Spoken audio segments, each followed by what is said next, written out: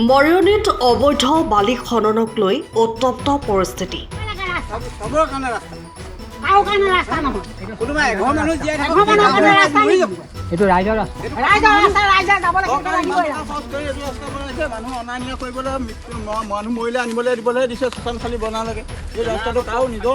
খনন কাৰ্যত সন্দেহজনক মিয়ালোক জড়িত থকাৰ অভিযোগ।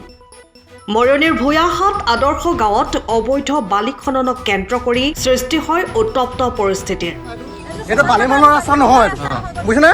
এইটো শশাংকৰ কাৰণে এইটো কিমান লাখ টকা আহিছে শশানৰ কাৰণে। এইটো বালি মহল বৈধ কাৰণে হোৱা নাই, বুজিছেনে? ইমানেই কথা আটাইতকৈ আৰু ইয়াত নহ'ব। বালি মহল হ'বলৈ আপোনালোকে নিদিওঁ কিন্তু তাৰমানে এইটো ইমানেই। জাজি নদীত অবৈধ বালি খননত সন্দেহজনক বাংলাদেশী লোকক নিয়োজিত কৰাৰ অভিযোগ উঠিছে। স্থানীয় ৰাইজৰ অভিযোগ, নগাঁও আৰু মৰিগাঁও অঞ্চলৰ পৰা অহা কিছু লোকক আশ্ৰয় প্ৰদান কৰি বালি মাফিয়াই অবৈধ বালি খননত নিয়োজিত কৰিছে। এই ঘটনাই স্থানীয় ৰাইজৰ মাজত তীব্ৰ প্ৰতিক্ৰিয়াৰ সৃষ্টি কৰিছে। আমাৰ এক নম্বৰ কথা হৈছে গৰা খহনীয়া, মেচিন লগাই বালি তোলা, আৰু তাৰ দ্বিতীয়ত হৈছে আমাৰ খোৱা পানীৰ অসুবিধা। পৰাশা ৰং যেন আপোনাৰ পানী আহিছে, কাপোৰ ধুব নোৱাৰোঁ, গা ধুব নোৱাৰোঁ, খাব নোৱাৰোঁ। গেলা কচু পানীৰ গোন্ধ।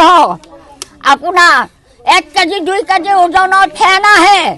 এনেকুৱা অৱস্থা কৰিছে আমাৰ নিজৰ গাঁৱৰ জ্ঞাতিক হিংসা কৰিছে।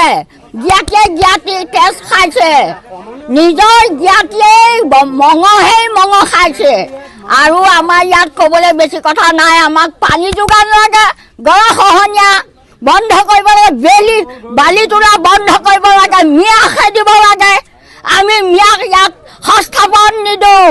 আমি গাঁৱলীয়া চুবুৰীয়া ৰাইজ, কিন্তু আমি আমাৰ গাত তেজ থকালৈকে আমি এতিয়া বৃদ্ধ অৱস্থা, কিন্তু বৃদ্ধ হ'লেও তেজ দিহে এৰিম। তদুপৰি আমি বালি ঘাট আমি এৰি নিদিওঁ, আৰু আপোনাৰ ৰাস্তা এৰি নিদিওঁ। আমাৰ ঘৰ পাছলৈ নিবলৈ আমাৰ জমিন নাই। গতিকে আমাক এইখিনি যাতে চৰকাৰে অতি সহজে ব্যৱস্থা লৈ উপকাৰ কৰে যাতে। আমি ইমানকে কৈ আপোনালোকলৈ হাত জোৰ কৰিছোঁ, ম্যাদ দিব লাগে। ম্যাদ কোনে আনিছে আমি নাজানো। বালি তোলাইছে। 1 নম্বৰ কথা হ'ল আমি জনাত মিয়া আনে মাটি ৰুবৰ কাৰণে মিয়া আনে। সুধিলে ক'ব মাটি ৰুবলৈ আনিছোঁ। তাৰ দ্বিতীয়ত দেখিব আপুনি বালি মেচিন লগাই মিয়া লগাই বালি তুলিছে। বালি মেচিন লগাই বালি তোলা চৰ্তত ইয়াত মানুহ মৰিছে পৰি। যোৱা বছৰ আমাৰ মেডিয়া আহিছিলে, কিন্তু মেডিয়াই ফটো উঠাই লৈ গৈছে। পানী আনিবলৈ গৈ এটা মতা মানুহ, কমটি বয়সৰ মতা মানুহ মৃত্যু হৈছে। আৰু আমি আমাৰ বুঢ়া কালত এতিয়া আমি পানী আনি ইমান গৰা ঘাটত আমাৰ পৰি ধৰি আমাৰ দেহা একেবাৰে আমাৰ ঘূণীয়া হৈ গৈছে। পানী যোগান নাই। আজি অতদিন আমি পানীৰ কাৰণে চিঞৰি আহিছোঁ, পানী যোগান নাই। আমাৰ ভূঞাহাট গাঁও চৰকাৰে নাম দিছে আদৰ্শ ভূঞাহাটত আজি পানী যোগান নাই। অলপ দুখৰ কথা নহয়, বহুত দুখৰ কথা। ইয়াত গেলা পানী খাই জাজি নদীৰ নানান ৰোগ ব্যাধিয়ে দেখা দিছে। আৰু তাৰ উপৰঞ্চি আপোনাৰ বালি তুলি ৰাস্তা খহাইছে, গৰা খহাইছে। এনেকুৱাই অত্যাচাৰ, মানুহৰ ওপৰত মানুহে অত্যাচাৰ চলাইছে। ইয়াতকৈ দুখ লগা কথা নাই। এইটোহঁতেই মানে ইমান নিজৰ জ্ঞাতিৰ তেজ খাইছে, কিন্তু ইয়াৰ জ্ঞাতিক হিংসা কৰাটো ধৰ্মৰ ফালৰ পৰা মহাপাপ ঘটি লৈছে। জ্ঞাতিক উদ্ধাৰ কৰিব লাগে, কিন্তু জ্ঞাতিক আপোনাৰ গৰাত পেলাইছে। সমস্যা হৈছে আমাৰ জাজি নৈ মানে যোৰহাট জিলাৰ শেষ সীমান্তত থকা এখনি গাঁও, আৰু নৈখনৰ থিতাতে মানে গাঁওখন। আৰু ৰাস্তা পদূলিটো আজি অলপ দিনতে চৰকাৰে বনাই দিছিলে ৰাস্তাটো। এতিয়া মূল কথা হ'ল ইয়াত বালি মাফিয়াই মানে অন্যান্য মানে মেচিন চলাই বালি সৰবৰাহ কৰি ৰাস্তাটো অনিষ্ট কৰিছে, আৰু নৈ গৰা খহনীয়া দেখা গৈছে। আৰু সমস্যা মানে ৰাস্তাটোৱে সমস্যা আমাৰ বেছি। ৰাস্তাটো আৰু পানীৰ সমস্যা আজি এইটো যুগত মানুহ নৱগ্ৰহলৈ গৈছে, কিন্তু আমাৰ এই গাঁও অঞ্চলৰ মানুহে জাজি নৈ গেলা পানী খাই জীৱন যাপন কৰিবলগীয়া হৈছে। আৰু সেই আদৰ্শ গাঁও স্বীকৃতি প্ৰাপ্ত আদৰ্শ গাঁও হৈছিলে, কিন্তু এই নৈত দুটা তিনিটা ডেড বডিও নৈত উটি গৈছে, গেলা গৰু ম'হ অত্যন্ত উটি যায়। আৰু সেই পানীকে মানুহে শোষণ কৰি বসবাস কৰি আছে। আজি পৰ্যন্ত কোনো খোৱা পানীৰ ইয়াত ব্যৱস্থা হোৱা নাই। তেখেতলোকক আমি যোগাযোগ কৰি থকা হৈছে, কোনো তেখেতলোকে ইয়াত ব্যৱস্থা লোৱা নাই। আমি এইবিলাক চবতে জনাই মেলি কৈ থোৱা আছে, উপমহললৈও আমি আবেদন নিবেদন কৰি আছোঁ, কিন্তু আজি পৰ্যন্ত ইয়াৰ কোনো সুফল পোৱা নাই। MLAটো কোনো গুৰুত্বই নিদিয়ে। তেওঁ কিমানবাৰ জনোৱা হৈছে, তেওঁ এই পানীৰ ব্যৱস্থা জলবায়ুটো কোনো ব্যৱস্থা ইয়াত গ্ৰহণ কৰা নাই, কোনো একোৱেই নাই ইয়াত। আদৰ্শ ভূঞাহাট আদৰ্শ গাঁও। সমস্যাটো আমাৰ প্ৰথম সমস্যা হৈছে বালিগাড়ী সমস্যাৰ পৰা মানে এনেকুৱাকৈ গাড়ী চলিবলৈ লৈছে, এই গৰু গাই মৰিছে আৰু ল'ৰা স্কুললৈ নিব সময়ত মানে ল'ৰা ৰৈ দিবলগীয়া হৈছে, স্কুল নাপায়গৈ, মানে স্কুল কেতিয়াবা ঘূৰি আহিবলগীয়াও হয়, সেইটো হৈছে।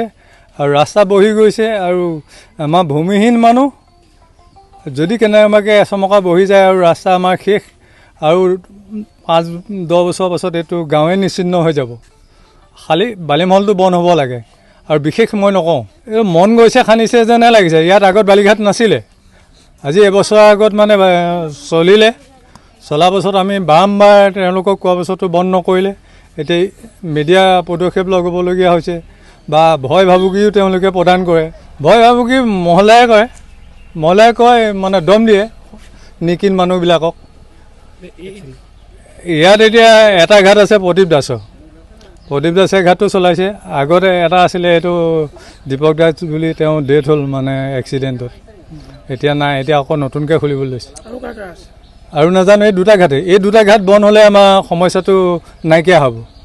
কেলৈ আমাৰ কেশৱনাথ ফুকন ছাৰৰ ঘৰৰ পৰা চিদানন্দ হাজৰিকাৰ ঘৰলৈকে এইডোখৰত নৈ কিনাৰৰ সমস্যা আছে, নদীৰ সমস্যা আছে। দুটা ঘাট আছে। নতুনকৈ আকৌ খুলিবলৈ লৈছে ঘাটকেইটা। আৰু যদি কেনেবাকৈ খহি যায়, তেতিয়া আমাৰ ৰাস্তাই এগাল মিয়া আছে, আপোনালোকে যাব এতিয়া দেখুৱামগৈ, আৰু পাইপ দেখুৱাম, দেখুৱাম। আৰু সঁচা কথা ক'বলৈ ভয় নকৰোঁ। মিয়া এতিয়া কেইবাটাও পাৰ্টনাৰ আছে, মই সবিশেষ নাজানো, মানুহ কেইবাটাও লগ লাগি আছে, কিন্তু মিয়া মানুহ ইয়াত 8-10জনমান মানুহ আহি আছেহি। আৰু পাইপ মানে একদম তেওঁলোকে মানে এইটো মানে কাকো নামানি মানে দেখুৱাইছে, মানে আমি এইটো কৰিব পাৰোঁ, তহঁতি কি কৰিবি। নতুনকৈ কৰিছে, এইটো নতুন কৰিছে। যোৱা বছৰ কৰিছিলে, বন্ধ কৰিলোঁ। যোৱা বছৰ কৰা এজন ডেটেই হ'ল, কিন্তু তেওঁ মানে শোলালেকজনে ইয়াত মানে আগভাগ লৈছে, অমৰজ্যোতি দাস বুলি কয়, তেওঁ লৈছে। আৰু সেইটো প্ৰদীপ দাসে লৈছে, গাঁওখনৰ মানুহ, কিন্তু মনা নাই তেওঁলোকৰ লগত উপমহলত মানে হাত আছে। কাৰ কেনেকৈ হাত আছে এইটো নাজানো। মিয়াবোৰ মানুহৰ ঘৰত ভিতৰত সোমোৱাই ৰাখিছে। আজি নিশা ৰাতি আমি চাই গৈছোঁ, ৰাতিপুৱা মিয়া শুই আছে, গাড়ী চাড়ী সোমাই পাইপবোৰ আজিকালি লুকুৱাই ৰাখিছে। বালিমহলদাই অবৈধ বালিৰ কাৰণে পাইপ হাবিৰ মাজত লুকুৱাই ৰাখিছেগৈ। আমাৰ ৰাইজ আহি চাবলৈ আহিলে, ৰাইজক বালি গোলা পাৰি খেদি পঠিয়াইছে, মাৰ ডাঙৰ লৈছে, টাঙন মাৰ লৈছে। ৰাইজৰ এই অৱস্থা, আমাৰ দুৰৱস্থা হৈছে বালিমহলৰ কাৰণে, বালি মফিয়াৰ কাৰণে আমাৰ অৱস্থা এনে হৈছে ৰাইজৰ। অসম চৰকাৰে যে এই ব্যৱস্থা লয়, তাৰ কাৰণে আমি অনুৰোধ কৰিছোঁ। আপুনি ঘৰখনত জাপানী চৌকাত দৰ্জা, খিৰিকী, গ্ৰিল, গেট আদি লগাব বিচাৰে নেকি, যিবোৰ দীৰ্ঘদিন অটুট থাকিব? তেন্তে পলম নকৰিব, আমাৰ বিপণীলৈ আহক। যোৰহাটৰ একমাত্ৰ আমাৰ বিপণীত এনে উন্নত সামগ্ৰী উপলব্ধ। এই মেচিনটোৱে বেণ্ড কৰা হয়, দৰ্জা চৌকাত আৰু উইণ্ডো বনোৱা হয়। বাকী আমাৰ গেনব্লাইজত হয় এইবিলাক। আমাৰ ঠিকনা শ্ৰীৰাম এলুমিনিয়াম চেণ্টাৰ, DCB তিনিআলি, তৰাজান, যোৰহাট 785006। যোগাযোগৰ নম্বৰ 8638967754 অথবা 9401552548। পাল্লা বনোৱা আছে, গেলমেনাইজৰ হয়, এইটো প্ৰেছ ষ্টীল বুলি কয়। গেলমেনাইজৰ উইণ্ডো হয়। ইয়াত ষ্টীলৰ এইবিলাক গ্ৰিল দিয়া আছে, এক্সট্ৰাকে গ্ৰিল প্ৰয়োজন নাই, গ্ৰিল চব লাগি গৈছে। আৰু এইফালে মস্কিটো নেটো দিব পাৰে, এইটো মস্কিটো নেট, এইফালে বেক চাইডে মস্কিটো নেটৰ পাল্লা আছে। পকাত নি পিনে ঘৰটো আৰম্ভ কৰোঁতে লৈ যাবলগীয়া হয়। তেতিয়া পকাত দি দিলে মানে ইয়াত ঢেলাই সোমাই যাব, মছলা সোমাই যাব, বালি মছলাটো ভৰাই দিলে মানে মজবুত হৈ যাব ইয়াত। সময়ৰ খবৰ সময়ত পাবলৈ ফ'ল' কৰক টাইম অফ আছাম।